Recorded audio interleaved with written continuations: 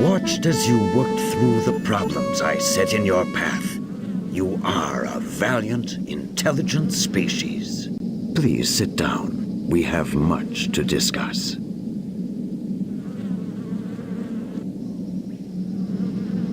I've had it up to here, with so-called superior beings terrorizing my crew because we're so primitive. Maybe you should see how primitive you are before you go around testing others. Maybe not. One thing first. If you're so peaceful, how come the Aztecs were so violent and aggressive? Yes, I guess we do. Go on. Yes, one thing first. If you're... I tried to teach them the concept of self-sacrifice. It would appear they did not completely understand my teachings. You are clearly not the liars I thought you to be. Were you telling me the truth about my disciples? That they became ruthless savages? The Federation is not in the business of lying, mister. Absolutely. Your best intentions were changed by the imperfect humans that you left in charge after you departed. Such is the way of our race, I'm afraid. You messed up in a big way. Perhaps you should try following the Prime Directive. It changed our lives. Absolutely. Your best intentions were... I sense truth in this. Perhaps this is what happened to my children on the Klingon world of Rakur, which would explain why they are searching for me. I have clearly abused the power that was given me long ago. You show great wisdom, sir, but your statement implies that you wish to change your condition. Indeed. If my mission of peace was overthrown, then I am no longer worthy of my power.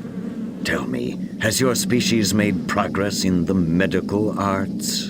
We're a technologically advanced starfaring race. What do you think? That we wouldn't have made progress in medicine? Maybe not. With Dr. McCoy, I sometimes wonder, but yes, I would say we have made considerable advances. Yes, why do you ask? Oh yeah, let's go straight to the point. At the top of my spine is a gland not found in your species. This is the seat of my power. I wish you to remove it, thereby making me immortal. Jim, I'll try, but the physiology is completely alien. You've got to do it, Bones. If the Klingons realize he's no longer a threat to them, perhaps we can avoid a war. Scotty, 5 to beam up.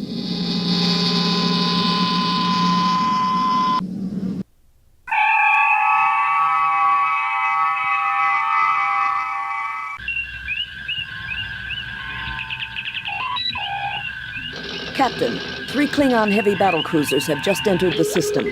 Admiral Kenka is hailing us, sir. Federation Starship, this is Admiral Vlik Pinka of the Clearter. You harbor a criminal who has caused the destruction of the entire population of Rakkor. We are not prepared to negotiate. You will proceed to Rakkor, where a court of Cleon justice will be convened. If you refuse, we shall destroy you. Admiral Vlik, the criminal of whom you speak is in the middle of a very delicate medical procedure. He cannot be handed over to anyone at this time. I cannot believe Quetzalcoatl's mission to Rakur would cause the deaths of the entire planet. Since when do Klingons give orders to Federation officers, Admiral? I realize it's difficult for a Klingon, but don't be a fool. I cannot believe Quetzalcoatl's mission to Rakur... His attempt to corrupt the Empire with his philosophy led to the destruction of all life on Rakkor. How could a philosophy of peace and non-violence cause the destruction of all life on Rakur? Rakkor has been governed by my family for generations, but even they were corrupted by him. It was a matter of honor that his lies had to be silenced, no matter what the cost. My God, you killed your own people just because they acquired a philosophy that you disagreed with? Yeah, this seems like the likely answer here. So you killed them, your own family. You were responsible for their deaths, not Quetzalcoatl. You murdered them. You're insane. Tell me, how much do your commanders know about what you did? Or do you need to kill Quetzalcoatl to hide your own deeds? My God, you killed your own people just because they acquired a philosophy that you disagreed with? Maybe we shouldn't be so blunt. It was that creature's fault. Had he not interfered in our affairs, the people of Rakkor would be alive. Clearly, he is responsible. Message from Starfleet Command. I'll argue this with you later, Vlik. Contact your superiors, Kirk. You may be surprised. I have bad news, Captain. The Organians have ruled that Quetzalcoatl's interference in Klingon affairs renders him subject to Klingon law. You are to turn your prisoner over to them at Rakur. Klingon law will permit you to observe or aid in his defense. But be very careful, Jim. Starfleet out. Captain, you cannot turn him over to those butchers. That would be murder. We have no choice, Scotty. I'm afraid Quetzalcoatl has a date with Klingon justice. Set course for Frakur, Mr. Chekhov.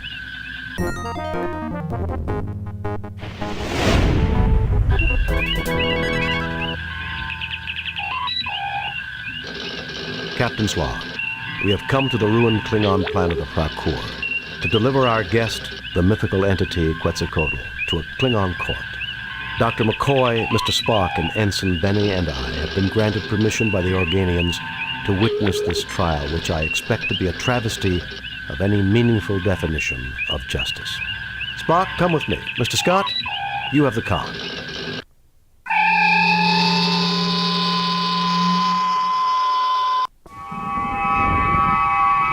The prisoner and his witnesses will stand forth, so the trial may begin. 2 seconds. Admiral Vlicht, commander of the Klingon flagship Clerta. A Klingon guard. A big Klingon guard. A big Klingon guard with his disruptor ready to fire on anyone who gives him trouble. So he's pretty big then. This is the famous seal of the Klingon Empire. This city was destroyed by heavy bombardment and intense doses of neutrino rays that killed all known forms of life on this planet.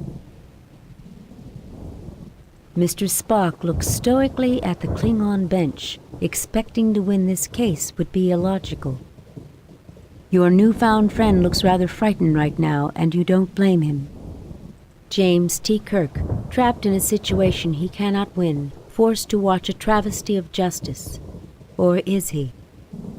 Ensign Benny stares around the Klingon court, distrusting everything he sees. Dr. McCoy glares angrily at Kirk. It is obvious he does not like seeing his patient handed over to the Klingons. I've got nothing to say to you, Jim. Awaiting your orders, sir. Captain, I estimate the odds of this court acquitting Quetzalcoatl at 0.086%. I'm frightened, Captain. But if I am to die, then I shall die well.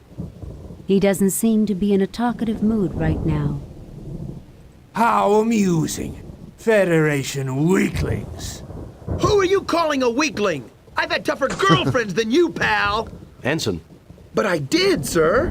Lieutenant Hildebrandt is a third dan in karate. Toughest fighter I've ever known. You will act with the discipline of a Federation officer, Ensign, or you will return to the Enterprise. Do I make myself clear?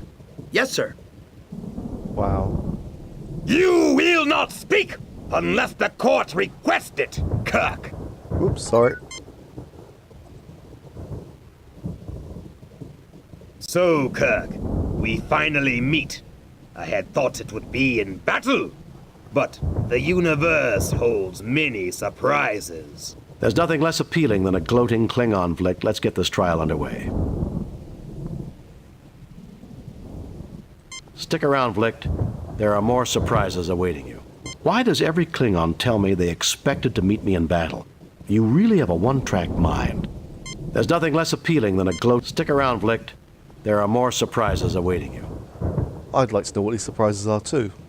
So be it! This begins the trial of the entity Quetzalcoatl, who is charged with impersonating a Klingon, studying dissent, encouraging cowardice, and treason in the highest degree. Those are serious charges, Vlicht. Should he not be tried by a Klingon High Court?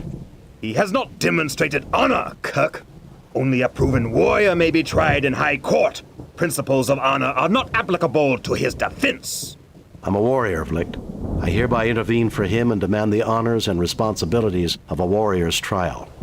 And this trial is a mockery for the entire galaxy to see. Oh, well, I'm afraid you're on your own, Quetzalcoatl. Maybe not. I'm a warrior, Vlicht. A Federation officer claiming the rights of a Klingon warrior. How dare you insult me, Kirk? I've faced Klingons both in personal and ship-to-ship combat. Your own records will confirm this. If I'm not worthy of their honors, why didn't they kill me? That oversight, Kirk, is easily rectified. You and your 3 companions may face the test that we set for the Defender. Then we shall see if you are as worthy as a Klingon. I want your word of honor, Vlicht, that Quetzalcoatl will not be harmed while we take these tests. Very well. You have my word. Captain Calarax, transport them to the test of life. What is this place? Not much is known about Hrakur, Ensign. This would appear to be some sort of a mining installation. That creature might be a native life form. A test of courage? That is the Klingon way. I somehow doubt that Vlicht intends for us to survive this, whatever the outcome. We're the only thing that stands between him and the killing of Quetzalcoatl that he can justify. Why should he worry about justification, Captain? He's a Klingon. Murder is as natural to them as breathing. That's not true, Ensign. However, I suspect that Vlicht's attack on Hrakur exceeded his orders. He needs Quetzalcoatl as a scapegoat, and he needs a fair trial to avoid an inquiry of his own actions. And our deaths will be the only way he can get it. Great! A field of static lightning. It seems to be moving in a purposeful manner. You look but see nothing of note. These wooden rods are support beams that were not placed. Your ever-logical friend, Spock. James T. Kirk, hero of the galaxy.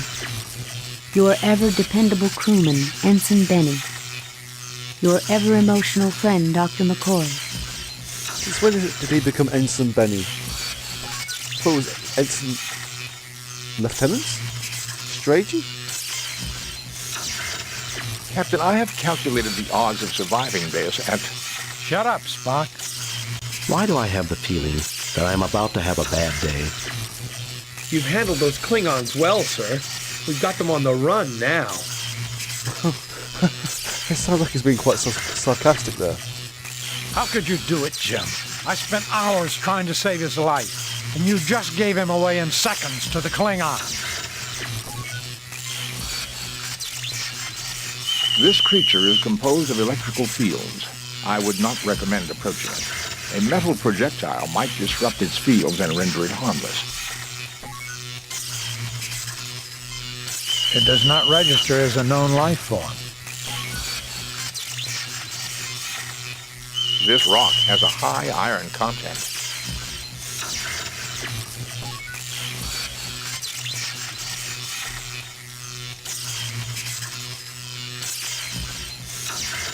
Oh. You fail to obtain any...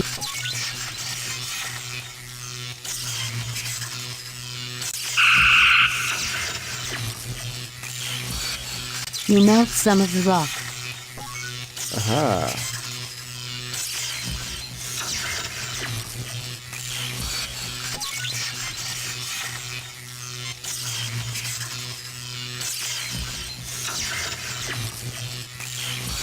You coat the rod with molten iron.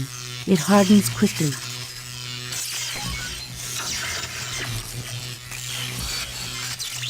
Nothing happens. As I suspected, Captain, the creature is in stasis. It should awaken in 3.48 days. I bet it'll be mad. The melted rock is cooling, but still remains in a molten state. You look but see nothing of note. Captain, I would strongly recommend against disturbing the rod. It could result in awakening the creature, or possibly electrocuting you.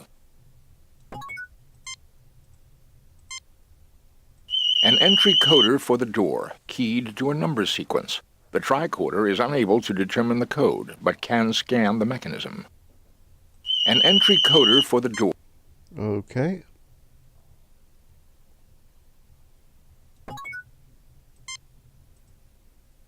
Captain, there is a force field between us and the planet. We have your position at approximately 30 meters beneath the surface of Hrakur, and what appears to be the ruins of an archaeological dig. Keep us informed. We'll help you all we can. We can analyze any data you gather through the main computer. Uhura, prepare to receive a tricorder message. There is a door with an entry coder here. Try to analyze the circuits and let the main computer crack the code. Scan complete. Main computer has the code. We also read an anomaly. Something else has tapped into the key code. Shall I analyze? I want that door open. Affirmative, Uhura. I want that door... Affirmative, Uhura. Yeah, it's probably best to be safe. Sir, we have a secondary code that is nested in the Klingon program. Computers unable to analyze its function. Shall we broadcast it to you when you activate the keypad? Affirmative. Negative. Transmit the door entry code only. Affirmative. Good luck, Captain. Come on, Spock.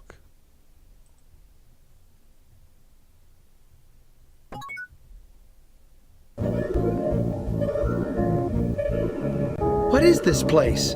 This is not Klingon technology, Captain. Even I can see that, you pointy-eared freak. Gentlemen, I suggest we start trying to find out what this is. I have a feeling we've come someplace Vlick wasn't expecting us to go. Your ever-logical friend, Spock. James T. Kirk, hero of the galaxy. Your ever-nervous crewman, Ensign Benny. Your ever-emotional friend, Dr. McCoy. Openings on the platform. Place something in these holes. This large gem appears to be a ruby of unusual size. This is obviously artificial. This large gem appears to be an emerald of unusual size. This is obviously artificial. This large gem appears to be a sapphire of unusual size. This is obviously artificial. A strange yellow light. We've got to get out of here, Jim. I guess I should have taken a few more science courses at the academy. Obviously they want us to place the gems in the holes, but which one?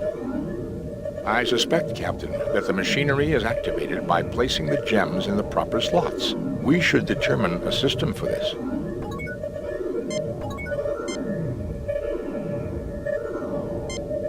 Captain, it seems to be some sort of interface device, but I do not know how to activate it. Yeah, there's 12 different combinations for these gems, and I've tried a couple of them, and they both resulted in the game over, so I'm just going to go straight to the solution, and in another video I will go through all combinations.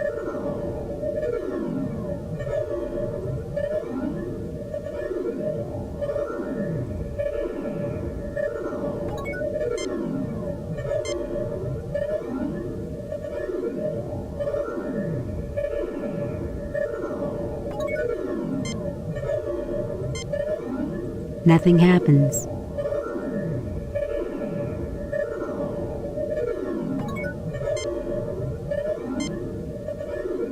This is Bialbi, High Mentalic of Rakor. For defense, use the light of war.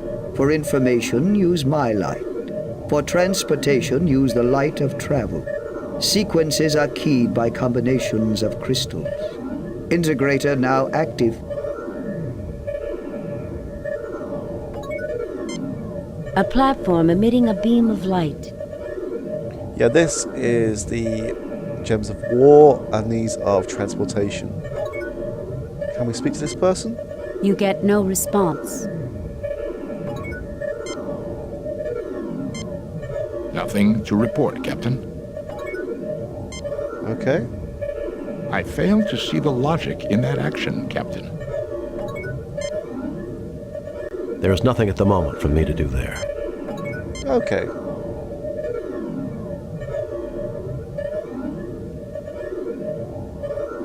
This is Bialbi, the most advanced life form on this world. Thank you for informing us of the situation. It shall be resolved. Admiral Vlicht, this is the defensive system of Rakor. You have engaged in genocidal activities on this world. Have you anything to say before your sentence is passed? Kirk! This is your doing! No, Admiral, it is not, but that will suffice as a final public statement.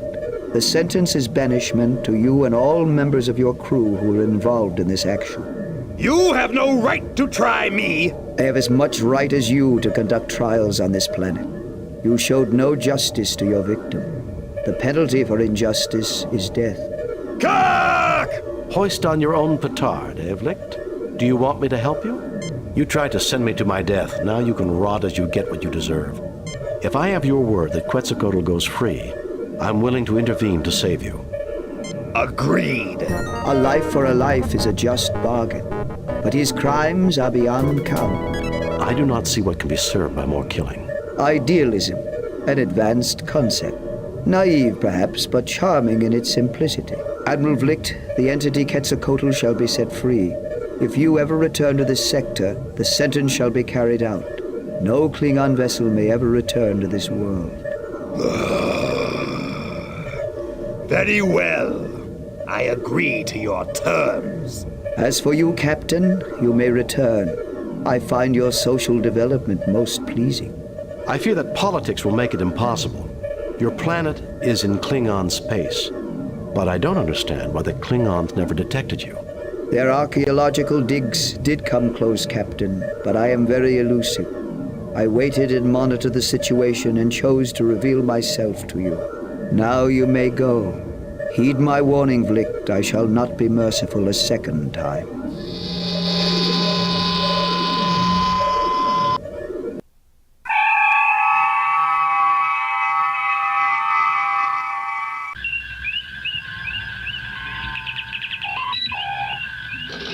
Klingon ship leaving the area. We will be setting course for Digifal. It's the closest thing to a home that Quetzalcoatl has. It would appear everything worked out for the best. Except for the people of Rakor, Mr. Spock. Except for the dead.